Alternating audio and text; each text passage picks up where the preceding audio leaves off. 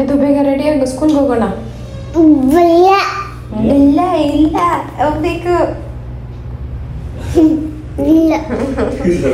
ಇಲ್ಲ ಬೆಲ್ಲ ಎಲ್ಲ ನಡೆಯಲ್ಲ, ಹೋಗ್ಬೇಕು ಸ್ಕೂಲ್ಗೆ. ಚಲೋ ಚಲೋ ರೆಡಿ ಆಗಿ ಬೇಗ ಬೇಗ. ಪ್ರೀತು ಏನ್ ಬೆಳಗ್ಗೆ ಯೋಗ ಮಾಡ್ತಾ ಇದ್ಯಾ? ಆಸನಗಳೆಲ್ಲ ಗೊತ್ತಾ? ಬೆಳಿಗ್ಗೆ ಎದ್ದು ಬಂದು ಮಲ್ಕೊಂಡು ಇಲ್ಲಿ ಇನ್ನು ಇಲ್ಲಿ ಹಾಲು ಬಿಸಿ ಮಾಡೋಕ್ಕಿಟ್ಟೆ. ನೈಟು ಸ್ವಲ್ಪ ಎಮ್ಮೆ ಹಾಲು ತೊಗೊಂಡು ಬಂದಿದ್ರು ಊರಿಂದ. ತುಂಬ ಗಟ್ಟಿ ಕೆನೆ ಅಂತೂ ಬರುತ್ತೆ. ಶಾವಿಗೆ ಉಪ್ಪಿಟ್ಟು ನಾರ್ಮಲಾಗಿ ಮಾಡ್ತಾ ಇರ್ತೀನಲ್ವ, ಅದಕ್ಕೆ ಇವತ್ತು ಲೆಮನ್ ಹಾಕ್ಬಿಟ್ಟು ಲೆಮನ್ ಶಾವಿಗೆ ಥರ ಮಾಡೋಣ ಅಂತ ಅಂದ್ಕೊಂಡು ಬಿಸಿನೀರಿಗೆ ಸ್ವಲ್ಪ ಶಾವಿಗೆ ಉಪ್ಪು ಎಣ್ಣೆ ಹಾಕಿ ಬೇಯಿಸ್ಕೊಂಡಿದ್ದೀನಿ. ಅದ್ರ ಮೇಲೆ ಸ್ವಲ್ಪ ತಣ್ಣೀರು ಹಾಕಿದ್ರೆ ಸಪ್ರೇಟ್ ಆಗುತ್ತೆ. ಎಣ್ಣೆಗೆ ಉದ್ದಿನಬೇಳೆ ಕಡಲೆ ಬೇಳೆನೂ ಹಾಕೋಬೋದು, ಕಡಲೆ ಬೀಜ, ಕರಿಬೇವು, ಒಣಮೆಣ್ಸಿನ್ಕಾಯಿ, ಹಸಿರು ಮೆಣಸಿನ್ಕಾಯಿ ಆದರೂ ಹಾಕೋಬೋದು, ಈರುಳ್ಳಿ, ಸ್ವಲ್ಪ ಅರಿಶಿನ, ಉಪ್ಪು, ಒಂದು ಅರ್ಧ ನಿಂಬೆಹಣ್ಣು. ಅಂದೇನು ಶಾವಿಗೆ ಮಿಕ್ಸ್ ಮಾಡೋಕ್ಕೂ ಮೊದಲಿಗೆ ಒಂದು ಅರ್ಧ ನಿಂಬೆಹಣ್ಣು. ಶಾವಿಗೆ ಒಂದು 2 ಮಿನಿಟ್ಸ್ ಬಾಯ್ಲ್ ಮಾಡ್ಬೇಕಷ್ಟೇನೆ. ಬೇಗ ಸಿಂಪಲ್ ಆಗಿ ಮಾಡಿಬಿಟ್ಟೆ. ಇದು ಲೆಮನ್ ಶಾವಿಗೆ ಮಾಡಿದೆ.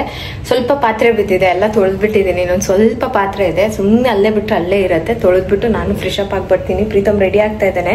9 ಗಂಟೆ ಕರೆಕ್ಟಾಗಿ ಬರಕ್ಕೆ ಹೇಳಿದ್ರು. ಲೇಟ್ ಆಗಿಬಿಟ್ಟಿದೆ. ಇನ್ನೂ ಲೇಟ್ ಆದರೆ ಕಷ್ಟ. ಅಡ್ಮಿಷನ್ ಬೇರೆ ಲೇಟಾಗಿ ಅಪ್ಲಿಕೇಶನ್ ಹಾಕಿದ್ದೀವಿ. ಇನ್ನು ಎಲ್ಲದರಲ್ಲೂ ಲೇಟ್ ಮಾಡ್ತಾ ಇದ್ರೆ ಅಷ್ಟೇ ನಮ್ಮನ್ನ ಕತೆ ಮುಗಿಸ್ತಾರೆ. ಸರಿ, ಇವಾಗ ಬೇಗ ಸ್ಕೂಲ್ ಹತ್ರ ಹೊರಡ್ತೀವಿ.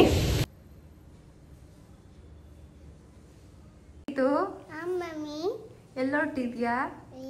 ಸ್ಕೂಲ್ ಹೋಗ್ತಿದ್ಯಾ?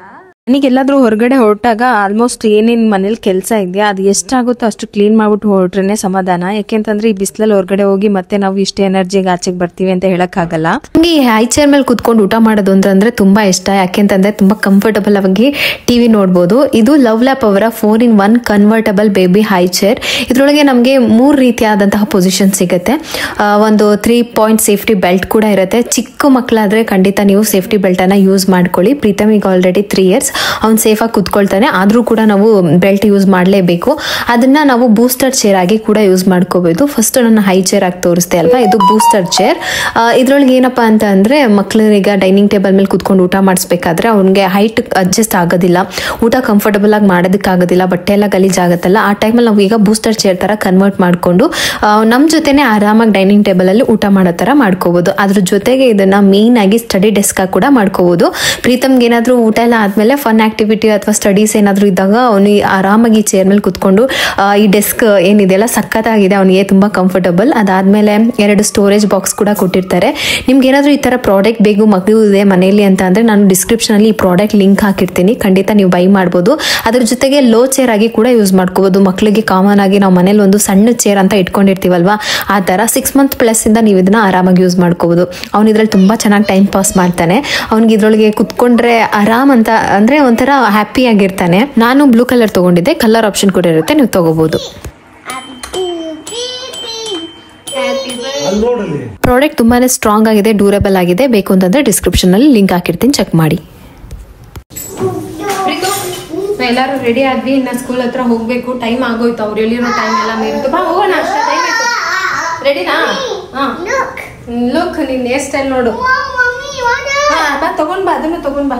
ಇವಾಗ ಹೊರಡೋಣ. ಎಲ್ಲ ತಗೊಂಡಿದ್ದೀರಾ ಡಾಕ್ಯುಮೆಂಟ್ಸ್ ಎಲ್ಲ? ತಗೊಳಕ್ ಹೇಳಿದ್ರಾ?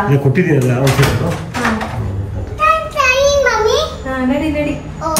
ಎಲ್ಲ ಹೋಗ್ತಾ ಇದೀವಿ ಗೊತ್ತಾ ನಿಂಗೆ?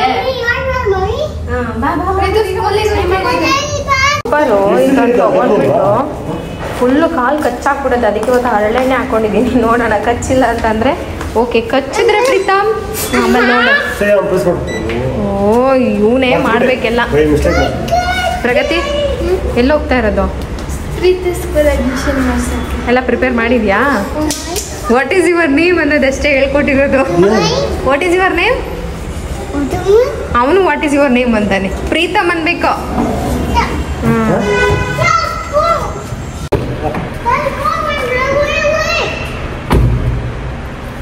ಹಾ ಹಿಂದೆ ಕೂತ್ಕೋ ನೀನು ಅಕ್ಕನ ಪಕ್ಕ.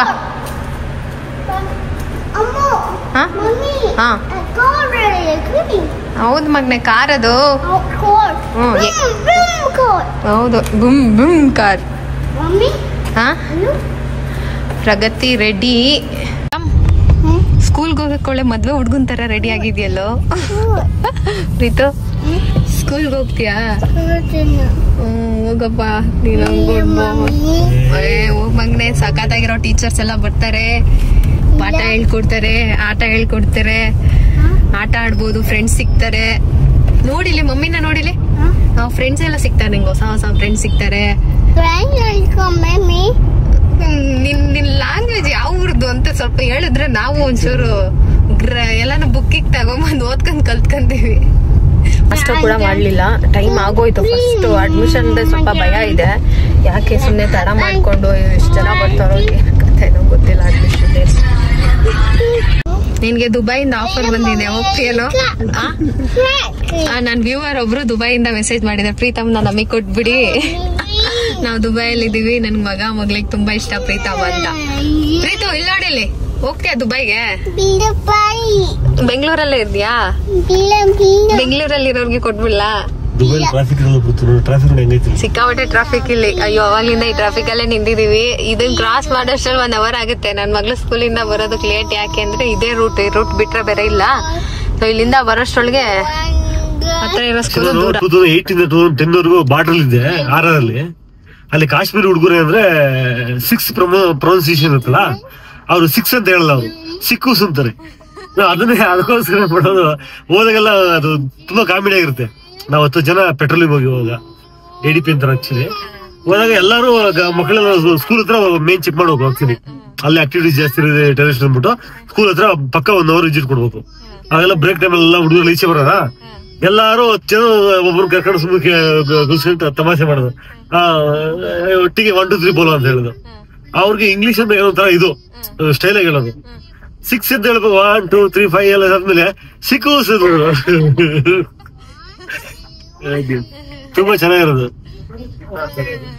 ಆತರ ನನ್ ಮಗ ಓಪನ್ ಹೇಳ್ತಾನೆ, ಕ್ಲೋಸ್ ಮಾಡಿ ಜಲ್ದಿ ಹೇಳಲ್ಲ, ಆರಾಗ ಹೇಳ್ತಾನೆ ಕ್ಲೋಸ್.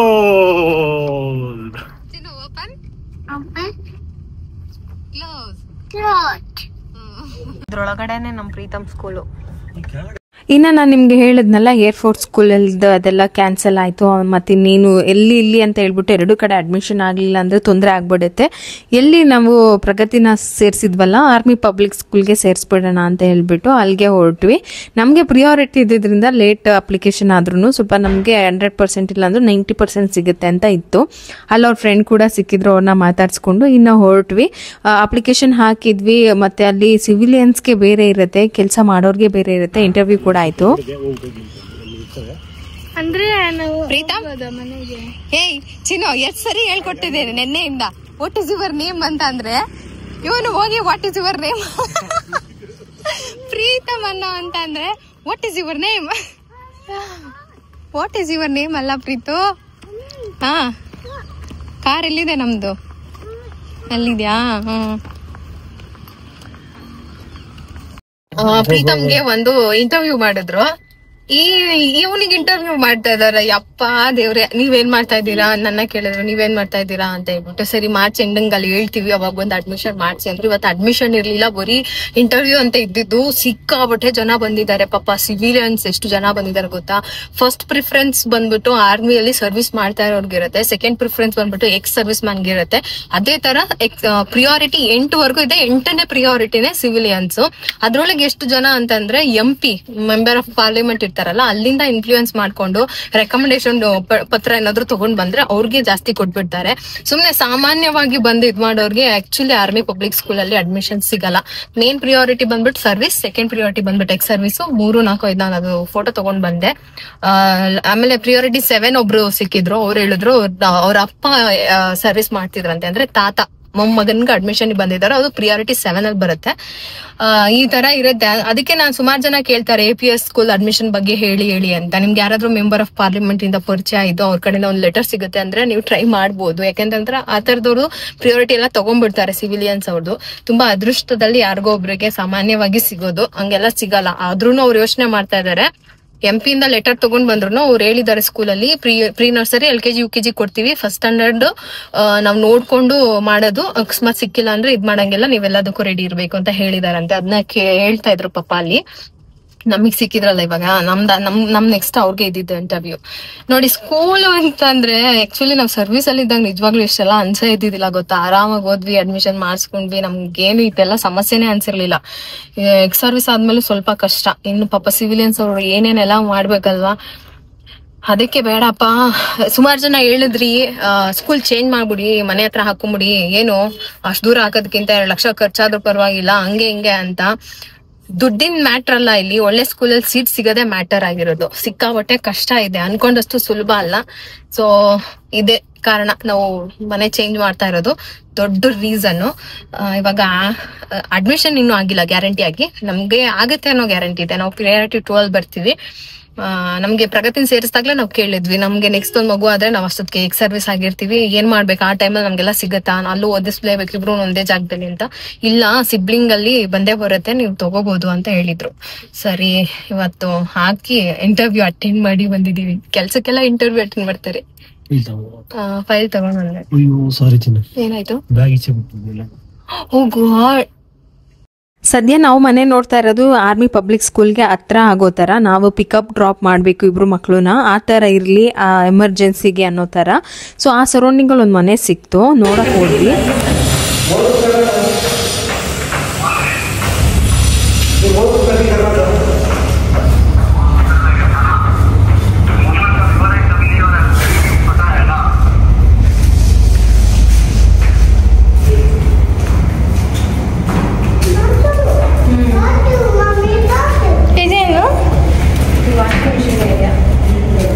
ವಾಷಿಂಗ್ ಮಿಷಿನ್ಗೆ ಅಂತಾನೆ ಏರಿಯಾ ಮಾಡೋದು.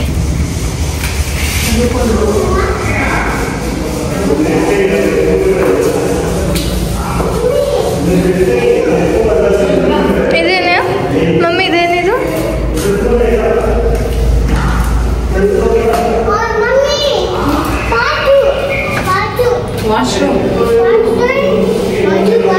ಇದು ಇಷ್ಟೊಂದು ಪೆಂಡಿಂಗ್ ಇದೆಯಲ್ಲ ಮಮ್ಮಿ, ಏನು ಹಾಕಿಲ್ಲ.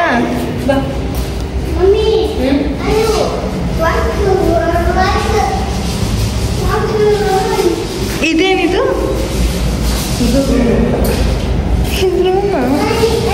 ರೂಮಲ್ಲೇ ವಾಷಿಂಗ್ ಮಿಷಿನ್ ಏರಿಯಾ ಮಾಡೋದು.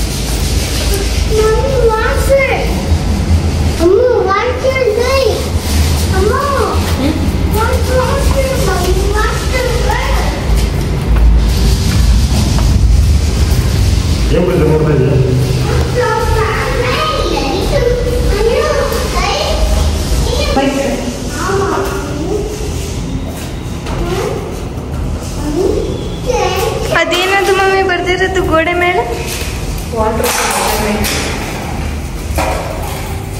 ಮನೆ ಏನೋ ಸುಮಾರಾಗಿ ಓಕೆ ಆಯಿತು, ಆದರೆ ಅಲ್ಲಿ ಏನಂತಂದರೆ ಇಂಟೀರಿಯರ್ ವರ್ಕ್ ಆಗಿರಲಿಲ್ಲ. ಕಿಚನ್ ಎಲ್ಲ ನಮಗೆ ಅಷ್ಟು ಇದು ಸಿಗಲಿಲ್ಲ, ಹೇಗಿದೆ ಎಷ್ಟಿದೆ ಅಂತ ಹೇಳ್ಬಿಟ್ಟು. ಅಟ್ಲೀಸ್ಟ್ ಎಲ್ಲ ಥರ ಇತ್ತು, ನಮ್ಗೆ ಫೇಸಿಂಗ್ ಏನಿತ್ತು ಅದೆಲ್ಲ ಚೆನ್ನಾಗೇ ಇತ್ತು. ಕೆಲಸ ನೋಡಿದ್ರೆ ಸ್ವಲ್ಪ ಡಿಲೇ ಅಂತ ಹೇಳಿದ್ರು, ಜೂನ್ ತನಕನೂ ಆಗ್ಬೋದು ಓಪನ್ ಮಾಡೋದಕ್ಕೆ ಅಂತ ಹೇಳಿದರು. ಹಾಗಾಗಿ ಸ್ವಲ್ಪ ನಾವು ಯೋಚನೆ ಮಾಡಿದ್ವಿ. ಜಾಗನೂ ಅಷ್ಟೇ ಸ್ವಲ್ಪ ಚಿಕ್ಕ ಅನ್ನಿಸ್ತು, ಪರವಾಗಿಲ್ಲ ಚಿಕ್ಕ ಆದ್ರೂ ಚೊಕ್ಕವಾಗಿಟ್ಟಿದ್ರು. ಅದು ಮೇಯ್ನ್ ಅಲ್ವಾ, ಎಷ್ಟು ಚಿಕ್ಕ ಇರುತ್ತೆ ಅನ್ನೋದಲ್ಲ. ಎಲ್ಲನೂ ಕೂಡ ಅಷ್ಟೇ, ನಾವು ಯಾವ ಫೇಸಿಂಗ್ ಡೋರ್ ಹುಡುಕ್ತಾ ಇದ್ದೀವೋ ಅದೇ ಫೇಸಿಂಗ್ ಅಲ್ಲಿ ಇತ್ತು. ಸ್ಕೂಲ್ಗೂ ಕೂಡ ತುಂಬಾ ಹತ್ರ ಇತ್ತು. ಹಾಗಾಗಿ ಅವ್ರೇನಂತಂದ್ರು ಡಿಸಿಷನ್ ಏನಿದೆ ನೀವು ಆದಷ್ಟು ಬೇಗ ಮಾಡ್ಬೇಕು, ಯಾಕೆಂತಂದ್ರೆ ಇಲ್ಲಿ ಎನ್ಕ್ವೈರಿ ಜಾಸ್ತಿ ಇರುತ್ತೆ ಅಂತ. ಬಟ್ ನಮ್ಗೊಂದು ಐಡಿಯಾ ಬರ್ತಾ ಇಲ್ಲ, ಇಂಟೀರಿಯರ್ ಹೆಂಗ್ ಬರುತ್ತೆ, ಕಿಚನ್ ಎಷ್ಟು ಚಿಕ್ಕದಾಗಿ ಬರುತ್ತೋ ದೊಡ್ಡದಾಗಿ ಬರುತ್ತೋ, ನಮ್ಮನೇಲಿರೋ ಐಟಮ್ಸ್ಗಳೆಲ್ಲ ಇಲ್ಲಿ ಸಾಕಾಗುತ್ತೋ ಇಲ್ವೋ, ಆ ಥರ ನಾವು ಯೋಚನೆ ಮಾಡ್ತಾ ಇದ್ವಿ. ಅವರು ಹೇಳಿದ್ರು, ಇಂಜಿನಿಯರ್ ಅಲ್ಲೇ ಇದ್ರು, ಈ ಥರ ಬರುತ್ತೆ, ಆ ಥರ ಏನು ಇರೋದಿಲ್ಲ, ನಿಮ್ಮ 4 ಜನ ಫ್ಯಾಮಿಲಿ ಆರಾಮಾಗಿರ್ಬಹುದು ಅಂತ. ಓನರ್ ಕೂಡ ತುಂಬ ಒಳ್ಳೆಯವರು ಇದ್ದಾರೆ ಅಂತಲೂ ಹೇಳಿದ್ರು. ಸರಿ, ಕಾರ್ ಪಾರ್ಕಿಂಗು ಕೂಡ ಇತ್ತು. ಮತ್ತು ಏನು ಮಾಡಬೇಕಂತ ನಮಗೂ ಗೊತ್ತಾಗಿಲ್ಲ. ಸಡನ್ ಡಿಸಿಷನ್ ತೊಗೋಬೇಡಿ, ನೀವು ಒಂದು 2 ದಿನ ಟೈಮ್ ತೊಗೊಳ್ಳಿ, ನೋಡಿ ಈ ಥರ ಬರುತ್ತೆ, ಹಿಂಗಿದೆ ಹಂಗಿದೆ ಅಂತೆಲ್ಲ ಹೇಳಿದ್ರು. ಅಡುಗೆ ಮನೆ ನಾನು ನೋಡ್ದನ್ನಲ್ಲ, ಅಷ್ಟು ಮಾತ್ರನೇ ಈಗ ಆ್ಯಕ್ಚುಲಿ ಪೆಂಡಿಂಗ್ ಬಿಟ್ಟಿರೋದು. ಅದು ಯಾವ ಥರ ಬರುತ್ತೆ ಅಂತ ನನಗೂ ಕೂಡ ಐಡಿಯಾ ಇರಲಿಲ್ಲ. ಸರಿ, ಟೈಮ್ ತೊಗೊಂಡೆ ಡಿಸಿಷನ್ ತೊಗೊಳ್ಳೋಣ, ಸುಮ್ಮನೆ ಸಡನ್ಲಿ ಇದು ಮಾಡೋದು ಬೇಡ, ಎಲ್ಲ ಅನುಕೂಲ ಓಕೆ ಆಗುತ್ತಾ ಅಂತ ಹೇಳ್ಬಿಟ್ಟು ನಾವು ನಂಬರ್ ತಗೊಂಡು ಒಂದು ಸ್ವಲ್ಪ ನೋಡಿಕೊಂಡು ಹಾಗೆ ಮನೆಗೆ ಬಂದ್ವಿ. ಜಸ್ಟ್ ನಮ್ದು ಏನಾಗಿದೆ ಅಂತ ಅಂದರೆ ಕತೆ ಹೋಗೋದು ಎಲ್ಲಾದರೂ ಮನೆ ಕಟ್ತಾ ಇದ್ರೆ ಅಥವಾ ಮನೆ ಖಾಲಿ ಇದ್ರೆ ಅಥವಾ ಏನಾದರೂ ಕನ್ಸ್ಟ್ರಕ್ಷನ್ ಆಗ್ತಾ ಇದ್ರೆ ಕೇಳೋಣ ಇಲ್ಲಾದರೂ ಸಿಗ್ಬೋದಾ ಅಂತ ಹೇಳ್ಬಿಟ್ಟು ಅಲ್ಲೆಲ್ಲ ಹೋಗೋದು ಮನೆ ಕೇಳೋದು ಇದೇ ನಮ್ಮದು ಕತೆ ಆಗೋಗಿದೆ. ಬರೀ ಮನೆ ಹುಡ್ಕೋದೇ ಜೀವನ ಆಗೋಗ್ಬಿಟ್ಟೈತೆ. ಸರಿ ಹಂಗೆ ಸ್ವಲ್ಪ ನಿಯರಲ್ಲಿ ಒಂದಿತ್ತು ನೋಡ್ಕೊಂಡು ಬಂದ್ವಿ, ಒಂದಿಷ್ಟು ವಿಚಾರಿಸ್ಕೊಂಡು ಮಾತಾಡ್ಕೊಂಡು ಕೇಳ್ಕೊಂಡು. ಆದರೆ ಅವ್ರು ಹೇಳ್ತಾ ಇದ್ದಾರೆ ಸ್ವಲ್ಪ ಲೇಟ್ ಆಗುತ್ತೆ ಇದಿನ್ನು ಮುಗಿಯೋದು ಅಂತಂದರೆ, ಸ್ಕೂಲೆಲ್ಲ ಸ್ಟಾರ್ಟ್ ಆಗೋಷ್ಟ್ರ ತನಕನೂ ಟೈಮ್ ತೊಗೊಳುತ್ತೆ ಅಂತ ಅಂದರು. ಸರಿ ನೋಡೋಣ ಅಂತ ಹೇಳಿ ಬಂದ್ವಿ. ಇನ್ನು ಅಡುಗೆ ಮಾಡಬೇಕು, ಪ್ರೀತಾ ಮಲಗಿದ್ದಾನೆ. ನಾವು ಬರ್ಬೇಕಾದ್ರೆ ಹಂಗೆ ಮಡಕೆ ತರೋಣ ಅಂತ ಅನ್ಕೊಂಡ್ವಿ. ಟ್ಯಾಪ್ ಬರೋ ಮಡಕೆ ಊರಿಂದ ನೀರು ತರ್ತಾರಲ್ಲ ಹಾಕಿ ಇಡಬೇಕು. ಈ ಥರ ಹಾಕಿಟ್ರೆ ಏನಾಗುತ್ತೆ ಗೊತ್ತಾ, ಇದು ಲೋಟ ಮಗ್ದು ಗಲೀಜಾಗ್ಬಿಡತ್ತೆ. ಅದಕ್ಕೆ ಒಂದು ತರೋಣ ಅಂತ ಹೇಳ್ಬಿಟ್ಟು ಅನ್ಕೊಂಡ್ವಿ. ಇವಾಗ ಅಡುಗೆ ಮಾಡೋಕ್ಕೆ ಸ್ವಲ್ಪ ಹೆಸರುಬೇಳೆ ಎಲ್ಲ ನೆನಾಕಿದ್ದೀನಿ. ಹೆಸರುಬೇಳೆ ಹಾಕಿ ಸಾಂಬಾರು ಮಾಡ್ಬಿಟ್ಟು ಸ್ವಲ್ಪ ಬೆಂಡೆಕಾಯಿ ಇತ್ತು ಪಲ್ಯ ಮಾಡಿ, ಹೆಸರುಬೇಳೆ ಸೌತೆಕಾಯಿ ಕ್ಯಾರೆಟ್ ಎಲ್ಲ ಇತ್ತು, ಹೆಸರುಬೇಳೆನೂ ಮಾಡ್ಬಿಡ್ತೀನಿ. ಹೆಸರುಬೇಳೆ ತೊಗೊಂಡು ಬಂದಿದ್ದಾರೆ. ನೀರು ಹಾಕ್ತಿದ್ದಂಗೆ ಫುಲ್ಲು ಎಲ್ಲೋ ಕಲರ್ ಬರ್ತಾ ಇದೆ, ಅಷ್ಟು ಕಲರ್ ಹಾಕಿದ್ದಾರೆ. ಮೊನ್ನೆ ಒಂದು ನೋಡಿದೆ ನಾನು, ಯಾರೋ ಡಾಕ್ಟ್ರು ಮಾತಾಡ್ತಾ ಇದ್ದಿದ್ದು, ತೊಗರಿಬೇಳೆಯಲ್ಲಿ ಜಾಸ್ತಿ ಕಲರ್ ಹಾಕ್ತಾ ಇದ್ದಾರಂತೆ. ಹೆಸರುಬೇಳೆ ತೊಗರಿಬೇಳೆ ಇದನ್ನು ತಿನ್ನೋರಿಗೆ ಬೇಗ ಕ್ಯಾನ್ಸರ್ ಬರುತ್ತೆ ಅಂತ. ಮತ್ತು ಕಲರ್ ಹಾಕೋರಿಗೆ ಏನು ಹೊಡಿಬೇಕಾ ಅಥವಾ ತಿನ್ನೋರಿಗೆ ಹೊಡಿಬೇಕಾ, ಏನು ಮಾಡ್ಬೇಕು ಹೇಳಿ ನೋಡೋಣ. ಪಾಪ ಬೆಳೆಯೋರೇನೋ ಬೆಳೀತಾರೆ. ಎಷ್ಟು ಕಲರ್ ಅಂತ ಅಂದರೆ ಗೊತ್ತಾಗ್ಬಿಡತ್ತೆ. ಹೆಸರುಬೇಳೆ ಬೆಳ್ಳಗಿರೋದು ಎಲ್ಲೋ ಕಲರ್ ಇರುತ್ತೆ. ನೀರು ಹಾಕ್ತಿದಂಗೆ ಎಷ್ಟು ಮೇಲ್ ಬರ್ತಾ ಇದೆ ಗೊತ್ತಾ, ಅಷ್ಟು ಕಲರ್. ಏನು ಮಾಡೋದು, ಏನು ತಿನ್ನೋದು ಹಂಗಾದ್ರೆ ಈಗ ಹಿಂಗಾಗಿದೆ. ಬನ್ನಿ ಇವಾಗ ಒಂದಿಷ್ಟು ಅಡುಗೆ ಏನೇನು ಮಾಡೋದು ಅಂತ ನೋಡ್ಬಿಟ್ಟು ಹೋಗಿ ಮಡಕೆ ತರಬೇಕು, ತೊಗೊಂಬರ್ಬೇಕು. ಇನ್ನು ಅಲ್ಲಿಂದ ಮನೆಗೆ ಬಂದಾಗ ಎಲ್ಲರಿಗೂ ಹೊಟ್ಟೆ ಹಸಿತಾ ಇರುತ್ತೆ. ಏನು ಮಾಡೋದು ಅಂತ ಹೇಳ್ಬಿಟ್ಟು ಹೆಸರು ಬೇಳೆ ಇತ್ತು, ಚೆನ್ನಾಗಿ ಅದನ್ನು ಒಂದು 10 ಸರಿ ವಾಶ್ ಮಾಡಿದ್ದೀನಿ. ಹುಣಸೆ ಹಣ್ಣು ನೆನಾಕಿದ್ದೀನಿ, ಸ್ವಲ್ಪ ಟೊಮೊಟೊ ಮತ್ತು ಕ್ಯಾಪ್ಸಿಕಮ್ ಕಟ್ ಮಾಡ್ಕೊಳ್ತಾ ಇದ್ದೀನಿ. ಜಾಸ್ತಿ ತರಕಾರಿ ಏನು ಬೇಕಾಗಿಲ್ಲ. ಆಲೂಗೆಡ್ಡೆ ಮಿಸ್ ಆಯಿತು, ನೀವು ಆಲೂಗೆಡ್ಡೆ ಹಾಕ್ಕೊಳ್ಳೋದಕ್ಕೆ. ಹೆಸರು ಬೇಳೆನ ನೆನೆಸ್ಬಿಟ್ಟು ಅದಕ್ಕೆ ಸ್ವಲ್ಪ ಟೊಮೊಟೊ, ಹಸಿರು ಮೆಣಸಿನ್ಕಾಯಿ, ಸ್ವಲ್ಪ ಕ್ಯಾಪ್ಸಿಕಮ್ಮು, ಆಲೂಗೆಡ್ಡೆ ಹಾಕ್ಕೊಬೋದು, ಇಲ್ಲಾಂದರೆ ನುಗ್ಗೆಕಾಯಿ ಇದ್ರೆ ಅದನ್ನು ಹಾಕ್ಕೊಬೋದು. ಸ್ವಲ್ಪ ಕರಿಬೇವು, ಹುಣಸೆ ಹಣ್ಣಿನ ರಸ, ಸ್ವಲ್ಪ ನೀರು, ಹಿಂಗು, ಹಂಗೆ ರುಚಿಗೆ ಎಷ್ಟು ಬೇಕೋ ಅಷ್ಟು ಉಪ್ಪು, ಸ್ವಲ್ಪ ಅರಿಶಿನ, ಹಾಗೆ ಸಾಂಬಾರ್ ಪುಡಿ. ಇಷ್ಟೇ, ರುಬ್ಬೋದೇನು ಬೇಕಾಗಲ್ಲ. ಕೆಲವೊಂದ್ಸರಿ ಏನಂತಂದ್ರೆ ಇದಕ್ಕೇನೆ ಒಂದಿಷ್ಟು ಮಸಾಲ ರುಬ್ಬಿ ಹಾಕೊಂಡ್ರು ಆಗುತ್ತೆ. ಕಾಯಿ, ಟೊಮೊಟೊ, ಈರುಳ್ಳಿ ಎಲ್ಲ ಏನಿದೆ ಅದನ್ನೇ ರುಬ್ಬಿಟ್ಟು ಹಾಕೊಂಡ್ರು ಆಗುತ್ತೆ. ಅದು ಫ್ಲೇವರ್ ಬೇರೆ ಥರ ಇರುತ್ತೆ, ಇದು ಫ್ಲೇವರ್ ಬೇರೆ ಥರ ಇರುತ್ತೆ. ಇನ್ನು ಬೆಂಡೆಕಾಯಿ ಫ್ರೈ ಮಾಡೋಣ ಅಂತ ಹೇಳ್ಬಿಟ್ಟು ಬೆಂಡೆಕಾಯಿನೆಲ್ಲ ಸಣ್ಣದಾಗಿ ಸ್ಲೈಸಾಗಿ ಕಟ್ ಮಾಡಿ ಸ್ವಲ್ಪ ಎಣ್ಣೆ ಹಾಕ್ಬಿಟ್ಟು ಚೆನ್ನಾಗಿ ಅದನ್ನು ಫ್ರೈ ಮಾಡ್ಕೊಂಡಿದ್ದೀನಿ. ಇನ್ನು ಬ್ರೌನ್ ರೈಸ್ ಹೆಂಗೆ ಮಾಡ್ತೀರಾ ಅಂತ ಕೇಳ್ತಾ ಇದ್ರೆ, ಇದೆಲ್ಲ ಆಗೋ ತನಕ ಬ್ರೌನ್ ರೈಸ್ನ ಚೆನ್ನಾಗಿ ತೊಳೆದ್ಬಿಟ್ಟು ನೀರಲ್ಲಿ ನೆನಾಕಿರ್ತೀನಿ. ಸಾಂಬಾರು ಪಲ್ಯ ಎಲ್ಲ ಆಗೋ ತನಕ ಅದು ನೆನೀತಾ ಇರುತ್ತೆ. ಇನ್ನು ಹೆಸರು ಬೇಳೆ ಮಾಡ್ಕೊಳ್ಳೋಣ. ಕ್ಯಾರೆಟು ಮತ್ತು ಸೌತೆಕಾಯಿ ಇತ್ತು ಅಂತ ಹೇಳ್ಬಿಟ್ಟು ಅದೇ ಸ್ವಲ್ಪ ಹೆಸರು ಬೇಳೆ ಎತ್ತಿಕೊಂಡಿದ್ದೆ. ಇನ್ನು ಅದನ್ನು ಏನು ನುಗ್ಗೆಕಾಯಿ ಇದೆಲ್ಲ ಫ್ರೈ ಮಾಡಿದ್ನೆಲ್ಲ ಬೇರೆ ಬಾಣಲಿಗೆ ಎತ್ಬಿಟ್ಟು ಬೇಸಿಕ್ ಮಸಾಲ ಅಂತಂದು ಸ್ವಲ್ಪ ಉಪ್ಪು, ಅಷ್ಟನ್ನ, ಜೀರಿಗೆ ಪುಡಿ ಹಾಕಿದ್ದೀನಿ, ಧನಿಯಾ ಹಾಕಿಲ್ಲ. ಚೆನ್ನಾಗಿ ಫ್ರೈ ಮಾಡಿಕೊಂಡ್ರೆ ಬೆಂಡಿ ಫ್ರೈ ರೆಡಿ ಆಗಿಬಿಡುತ್ತೆ. ಇನ್ನು ಸಾಂಬಾರ್ಗೆ ಒಂದು ಸಣ್ಣ ಒಗ್ಗರಣೆ ಕೊಟ್ಕೊಂಡು ಮೇಲ್ಗಡೆ ಸ್ವಲ್ಪ ಕೊತ್ತಂಬರಿ ಸೊಪ್ಪು. ಈ ಬ್ರೌನ್ ರೈಸ್ಗೆ ಚೆನ್ನಾಗಿರುತ್ತೆ. ಬೇಸಿಗೆ ಬಿಸಿಲಲ್ವಾ, ಬಾಡಿ ಹೀಟ್ ಆಗ್ತಾ ಇರುತ್ತೆ ಅಂತ ಹೇಳ್ಬಿಟ್ಟು ಮಕ್ಕಳಿಗೆ ಎಲ್ಲರಿಗೂ ಚೆನ್ನಾಗಿರುತ್ತೆ ಅಂತ ಬ್ರೌನ್ ರೈಸು, ಬೆಂಡೆಕಾಯಿ ಫ್ರೈ ಮತ್ತು ಹೆಸರು ಬೇಳೆ ಮಾಡಿದ್ದೆ. ಇವತ್ತಿನ ಮಧ್ಯಾಹ್ನಕ್ಕೆ ಇಷ್ಟೇ ಅಡುಗೆ.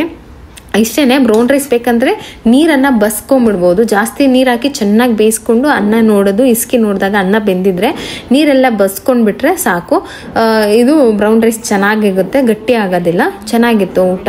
ಸ್ವಲ್ಪ ಫ್ರೆಶ್ ಅಪ್ ಆಗಿಬಿಟ್ಟು ಹೋಗಿ ನೀರು ತಂದಿದ್ದಾರಲ್ಲ ಹಾಕೊಂಡು ಕುಡಿಯೋಣ. ಸಿಕ್ಕಾಬಿಟ್ಟೆ ಬೇಸಿಗೆ ಅಲ್ವಾ, ಸಿಕ್ಕೆಯಪ್ಪ ಈ ಥರ ಮನೆಯಲ್ಲೇ ಹಿಂಗೆ ಸೆಕೆ ಆಗ್ತಾ ಇದೆ. ಇನ್ನು ಹೊರಗಡೆ ಎಷ್ಟು ಸೆಕೆ ಆಗ್ತಾ ಇದೆಯೋ ಏನು ಕತೆನೋ ಗೊತ್ತಿಲ್ಲ.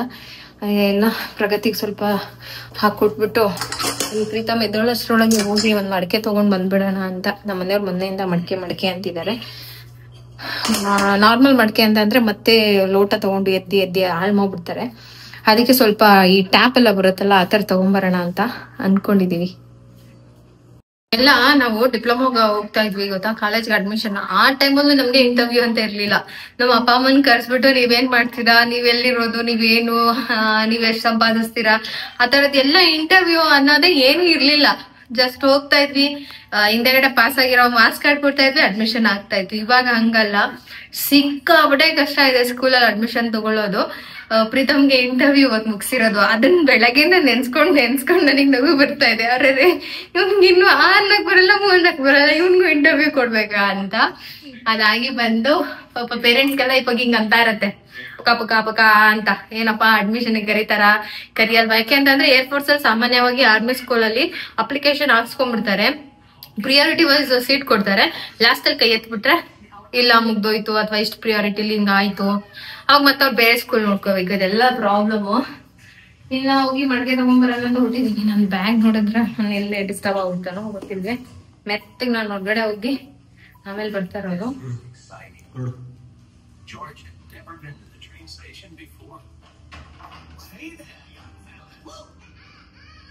ಇನ್ನು ಸುಮಾರು 15 ದಿನದಿಂದ ಈ ಥರದೊಂದು ಮಡಕೆ ತರಬೇಕು ಅಂತ ಹೇಳ್ತಾನೆ ಇದ್ರು. ಸರಿ ಹೋಗಿ ತೊಗೊಂಡು ಬಂದ್ಬಿಡೋಣ ಅಂತ ನಮ್ಮನೆ ಹತ್ರನೇ ನೋಡಿದ್ವಿ ಮೊನ್ನೆ ಬೆಳಗ್ಗೆ ಸ್ಕೂಲ್ ಹತ್ರ ಹೋಗ್ಬೇಕಾದ್ರೆ.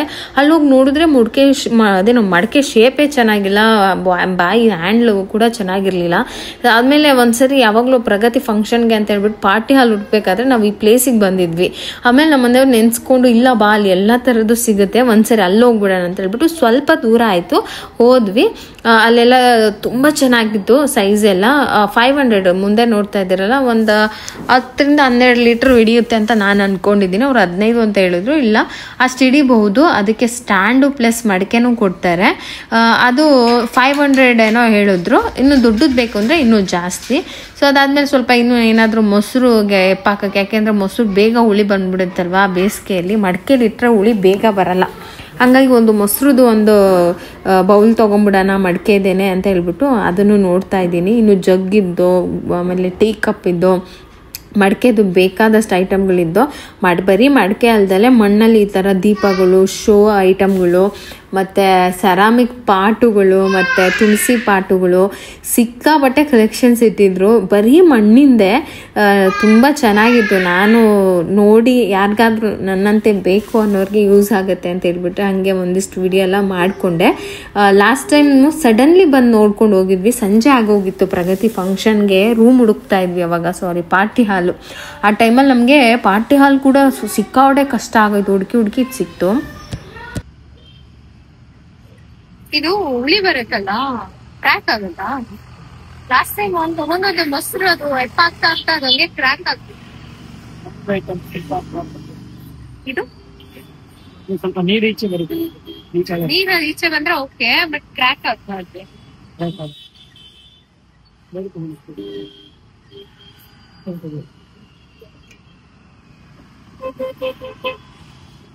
ವೆರೈಟಿ ಚೆನ್ನಾಗಿದೆ.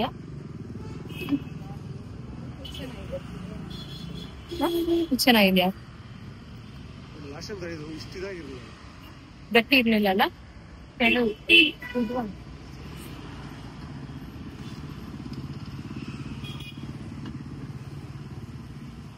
ತಿಂಗಾಣಿ ಬೇಕಾದ ಸೈಟ್ ಇರಲ್ಲ.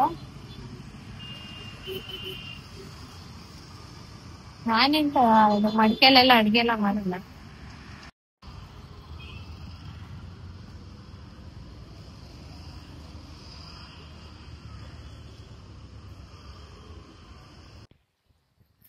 ಭೂವಿ ತರ ಇಲ್ವಾ?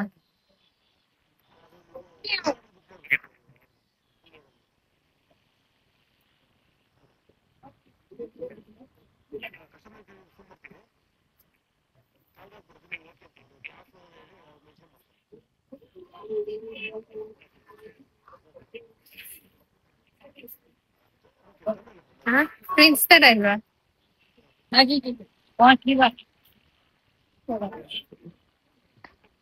ಪ್ರಿನ್ಸ್ ತರ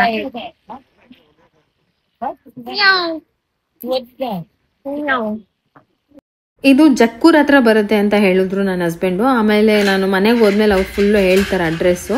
ಇದು ಒಂದಿಷ್ಟು ಕಲೆಕ್ಷನ್ಸ್ ಎಲ್ಲ ಇತ್ತು. ಅದಾದಮೇಲೆ ಅವ್ರು ಹೇಳ್ತಾ ಇದ್ರು ಯಾವ ಥರ ಆಗುತ್ತೆ, ಮತ್ತು ನೀರು ಸ್ವಲ್ಪ ಡ್ರಾಪ್ ಆಗುತ್ತೆ, ಅದು ಕಾಮನ್ನು, ಮಣ್ಣಿನ ಮಡಿಕೆಯಲ್ಲಿ ಅಷ್ಟಾದರೂ ನೀರು ಡ್ರಾಪ್ ಆಗುತ್ತೆ ಅಂತ.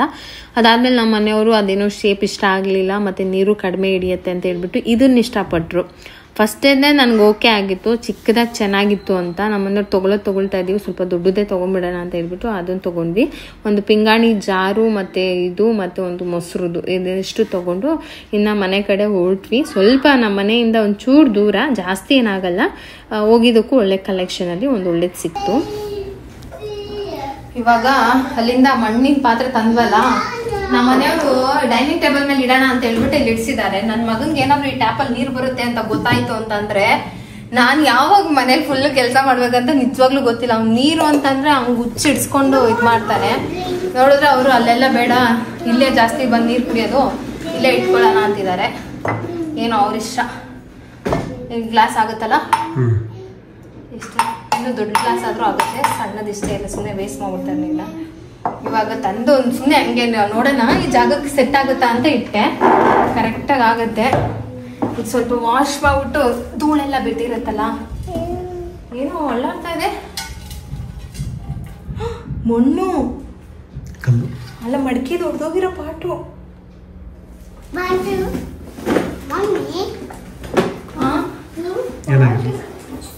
ಇವಾಗ ಇದು ನೀಟಾಗಿ ನಿಧಾನಕ್ಕೆ ತೊಳೆಯೋದು.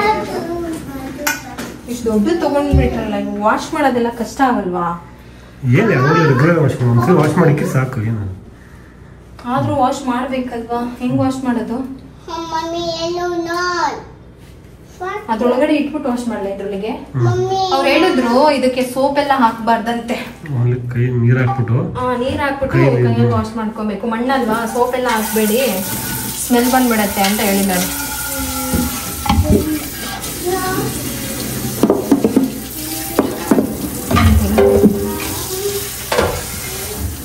ಆ ಪೈಪ್ ಮುಂದೆ ಇದು ಏನಿದೆ ಟ್ಯಾಪ್ ಹೊಡೆದ್ರೆ ಕಷ್ಟ. ಟರ್ನ್ ಆಯ್ತು ಆ ಕಡೆಗೆ.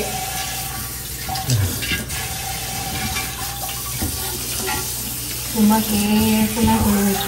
ನಮ್ಮ ಅಜ್ಜಿ ಮನೇಲಿ ಈ ತರ ಏನಂತ ಹೇಳ್ತೀವಿ, ಬಾನ ಸಾಲು ಅಂತ ಏನೋ ಹೇಳೋದು. ಒಂದ್ ಸೈಡ್ ಇರೋದು ಅಡ್ಗೆ ಮನೇಲಿ, ಅಡ್ಗೆ ಮನೆ ಒಂದ್ ಲೈನ್ ಪೂರ್ತಿ ಮಡಕೆ ಜೋಡಿಸಿರ್ತಾ ಇದ್ರು. ಆ ಲೈನಲ್ಲಿ ಪೂರ್ತಿ ಮಡಕೆ ಇರ್ತಾ ಇದ್ದು, ಅದನ್ನ ಬಾನ ಸಾಲು ಅಂತ ಏನೋ ಹೇಳೋರು. ಅದ್ರೊಳಗೆ ನನ್ಗೆ ಅರ್ಧ ಹೈಟ್ ಇಷ್ಟುದ್ದ ಅಲ್ವಾ ಮಡಕೆ, ಇಷ್ಟಿಷ್ಟುದ್ದ ಮಡಕೆ ನೋಡಿದೀನಿ. ನಮ್ಮ ಅಜ್ಜಿಗೆ ಕೇಳ್ದೆ, ಅಲ್ಲ ಏನ್ ಮಾಡಿದೀಚಿ ಮಡಕೆ ಇಟ್ಟಿದ್ಯಾ ಅಂತಂದ್ರೆ, ಇದಾವೆ ಮೇಲ್ಗಡೆ ಒಂದ್ ಸ್ವಲ್ಪ ಇದಾವೆ, ಅದು ಇವಾಗ ಇಲ್ಲ, ಜಾಸ್ತಿ ಎಲ್ಲ ಹೋದ ಇಲ್ಲ ಅಂತ. ಈಗ ಒಂದು ಮಡಗಿಲ್ಲ ನಮ್ಮ ಅಜ್ಜಿ ಮಡಕೆನ. ನಂಗೆ ಚೆನ್ನಾಗಿ ನೆನಪಿದೆ, ನಮ್ಮ ಅಜ್ಜಿ ಮಡಕೆಯಲ್ಲಿ ಮಜ್ಜಿಗೆ ಕಡೆ ದುಡಿದೀನಿ ನಾನು. ಆಮೇಲೆ ಮಡಕೆಯಲ್ಲಿ ಮಜ್ಜಿಗೆ ಯಾವಾಗ್ಲೂ ಮಡಕೆಯಲ್ಲಿ ಮಜ್ಜಿಗೆ ಇಟ್ಟಿರೋರು. ಹೊರಗಡೆಯಿಂದ ಬರೋದಲ್ಲ ನಮ್ಮ ತಾತ ಕುಡಿಯೋಕೆಲ್ಲ ಬೇಕು ಅಂತ. ಇವಾಗಲೇ ನಾನು ಮತ್ತೆ ಮಡಕೆ ನೋಡ್ತಾ ಇರೋದು. ನಮ್ಮ ಅಮ್ಮವ್ರ ಮನೇಲಿ ಪ್ರತಿ ಸಲ ಬೇಸಿಗೆಯಲ್ಲಿ ನಮ್ಮ ಅಪ್ಪ ಮಡಕೆ ತಗೊಂಡ್ಬಂದು ಅದರೊಳಗೆ ನೀರು ಹಾಕಿ ಒಂದು ಬಟ್ಟೆ ಕಟ್ಬಿಡೋರು, ತ್ಯಾಗದ ಬಟ್ಟೆ, ಇನ್ನು ತಣ್ಣಗಿರತ್ತೆ ಅಂತ.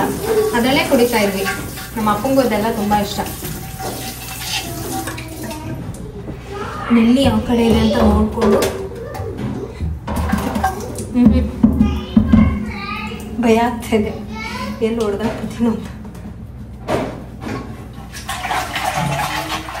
20 ಲೀಟರ್ಸ್ ಅಲ್ಲ, 20 ಲೀಟರ್ ನೀರು ಹಿಡಿಯುತ್ತೆ.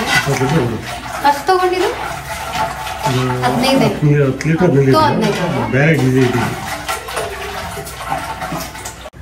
ಓ, ಇದ್ರ ಮೇಲೆ ಹಾಕಿ ಜಡ್ಗಿಸ್ಬೋದಲ್ಲ? ಕರೆಕ್ಟ್ ಆಗಿದ್ಯಾ? ಏನು ಬೀಳಲ್ಲ? ಇಲ್ಲಿ ಫಸ್ಟ್ ನೀರು ಹಾಕ್ಬಿಟ್ಟು ಆಮೇಲೆ ಜಡ್ಗಿಸ್ಬಿಡೋದು. ಓಕೆನಾ? ಆಯ್ತು. ಇನ್ನೊಂದು ಇದನ್ನ ತಗೊಂಡ್ ಬಂದೆ. ಇದಕ್ಕೂ ಇದನ್ನ ವಾಶ್ ಮಾಡ್ಬೇಕು. ಇದಕ್ಕೆ ಮೇನ್ ಏನ್ ಗೊತ್ತಾ, ಆಗ್ಲೇ ತಗೊಂಡ್ ಬಲ್ಲ, ಅದಕ್ಕೆ ಕ್ಯಾಪ್ ಇರ್ಲಿಲ್ಲ, ಇದಕ್ಕೆ ಕ್ಯಾಪ್ ಇದೆ, ಅದಕ್ಕೆ ಇದನ್ನ ತಗೊಂಡಿದ್ದು. ಆಯ್ತಾ? ಇದು ಒಂದು ಉಪ್ಪಿನಕಾಯಿ ಹಾಕಕ್ಕೆ ಅಂತ ಒಂದು ಪಿಂಗಾಣಿ ತಗೊಂಡೆ. ರೇಟ್ ಕಮ್ಮಿ ಇದೆ, ಆಕ್ಚುಲಿ 550. ಅದ್ರದ್ದು ಸೈಜು ಕಮ್ಮಿ, ರೇಟ್ ಕಮ್ಮಿ. ಇದು ಮೊಸರಿಗೆ ಅಂತ ತಗೊಂಡಿರೋದು. ಇದು ಮೊಸರು ಬೇಸಿಗೆ ಅಲ್ವಾ, ಸ್ವಲ್ಪ ಮೊಸರೆಲ್ಲ ಹಾಕಕ್ ಬೇಕಾಗುತ್ತೆ ಅಂತ. ಒಂದ್ಸರಿ ನಾನು ಫಸ್ಟ್ ಈ ಮನೆಗೆ ಬಂದಾಗ ಮಡಕೆ ತಗೊಂಡಿದ್ದು ಪ್ರೀತಮ್ಗೋಸ್ಕರ ಸರಿ ಮಾಡೋದಕ್ಕೆ. ಅಮ್ಮ ಹೇಳಿದ್ರು ಮಡಕೆಲಿ ಸರಿ ಮಾಡಿದ್ರೆ ಟೇಸ್ಟು ಚೆನ್ನಾಗಿರುತ್ತೆ, ಅವ್ನು ಊಟನೂ ಚೆನ್ನಾಗಿ ಮಾಡ್ತಾನೆ ಅಂತ. ನೀವು ಯಾರಾದ್ರೂ ಮನೇಲಿ ಚಿಕ್ಕ ಮಕ್ಳಿದ್ರೆ ಸಣ್ಣ ಕುಡ್ಕೆ ತರ ಬರುತ್ತೆ, ಅದನ್ನ ತಗೊಂಡ್ಬಂದ್ಬಿಟ್ಟು ಅದ್ರೊಳಗೆ ರಾಗಿ ಸರಿ ಮಾಡ್ಕೊಡಿ, ಟೇಸ್ಟ್ ಚೆನ್ನಾಗಿರುತ್ತೆ, ಹಬೆಗೆ ಚೆನ್ನಾಗಿ ಬೇಯುತ್ತೆ. ಆವಾಗ ತಂದಿದ್ದು. ಅದಾದ್ಮೇಲೆ ಒಂದು ಮೊಸರು ತಂದಿದ್ದೆ, ಅದು ಹೊಡೆದೋಯ್ತು. ಅದಾದ್ಮೇಲೆ ಮತ್ತೆ ಏನು ತರಕ್ ಹೋಗಿರ್ಲಿಲ್ಲ, ಈಗಲೇ ಮತ್ತೆ ತಂದಿದ್ದು. 400 ರೂಪಾಯಿ ಏನೋ ಹೇಳಿದ್ರು, 400 ರುಪೀಸು.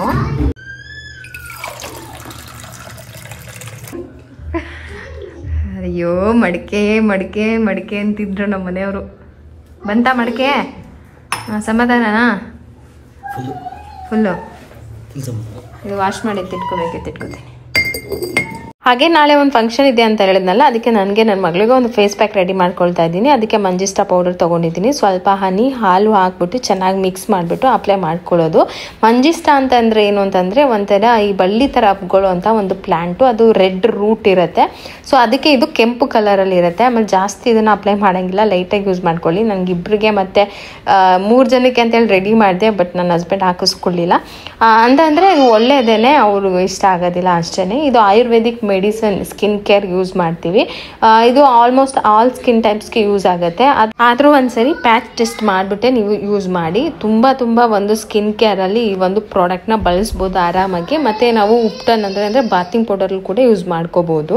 ಮೇಕಪ್ ಸ್ಕಿನ್ ಚೆನ್ನಾಗಿರ್ಬೇಕು ಅಂತ ಅಂದರೆ ನೀವು ಈ ಥರ ಒಂದು ನ್ಯಾಚುರಲ್ ಇದನ್ನ ಆ್ಯಕ್ಚುಲಿ ಸ್ಕಿನ್ ಮೇಲೆ ಅಪ್ಲೈ ಮಾಡ್ಬೋದು ಮತ್ತು ಒಳಗಡೆನೂ ತೊಗೋಬಹುದು. ಬ್ಲಡ್ ಪ್ಯೂರಿಫಿಕೇಶನ್ ಆಗುತ್ತೆ ಅಂತ.